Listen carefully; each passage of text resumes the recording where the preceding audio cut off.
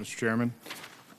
Let's continue that one vein of questioning in terms of the unlikely, well, there was a study from the 2010 Office of in 2010, the Office of Personnel Management Employment Viewpoint Survey. It said 63% of the respondents felt they could disclose a suspected violation of law, which means that 37% thought they wouldn't. So, I mean, what would be your theory in terms of your understanding of the office? Why would it be that low? Well, first of all, I think it's very common for people to feel hesitant about coming forward. In my experience as a lawyer representing individuals with claims, and certainly as a special inspector for the D.C. Department of Corrections, I can tell you it takes a lot of courage to come forward.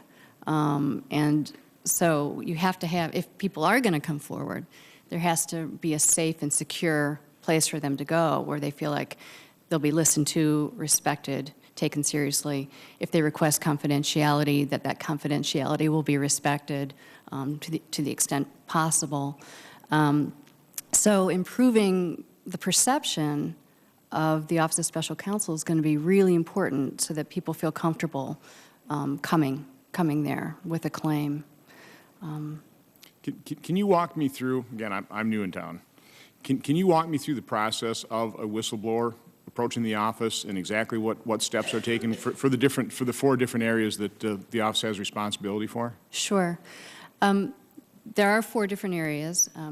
There are people who have actual disclosures that they want to make of waste, fraud, and abuse or a health and safety problem, and those complaints would go to the disclosure unit. Individuals who have a complaint about a prohibited personnel practice, which includes retaliation for having been a whistleblower, as well as any other prohibited personnel practice, their complaint would first go to the complaint examining unit, and that unit does an initial screen to determine if there's enough there to have it referred to the investigation and prosecution unit.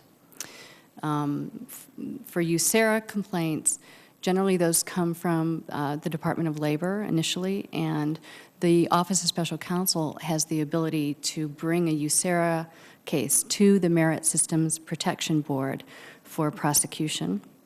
And the last category or last bucket of cases that the Office of Special Counsel gets are Hatch Act claims. And those claims or those complaints come in either directly from individuals who have a complaint to make about something or through an agency. Also, individuals may send an email or leave a voicemail message on the hotline with a question for clarification about how the Hatch Act actually works. So that gives you a little bit of an overview. Okay, so those are the complaints coming in. So the complaint comes in the disclosure office. What does the disclosure office do with that, and how does the process continue? I'd like to be able to give you a full and complete answer to that question, and until I'm actually in the agency, okay, I'm not sure I have all the right information to provide to you at this point. But fair enough. Don't worry about it. I don't want to. I just don't want to misspeak on that issue. Sure. But let me ask you: how much time have you been able to spend inside the office talking to some of the managers that are there currently? I have actually not been inside the agency yet. I have talked to the heads of some of the various units of the Office of Special Counsel to try and get a sense of what they're doing, what they think is working well, where improvements may need to be made.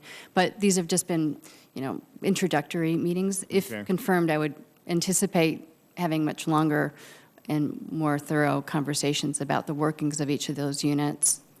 Do you have any sense right now, and this is not, derogatory to any individual in the office, but do you have any sense, are there some weaknesses there that need to be filled? I mean, do you have any game plan in terms of what you may want to do in terms of first actions?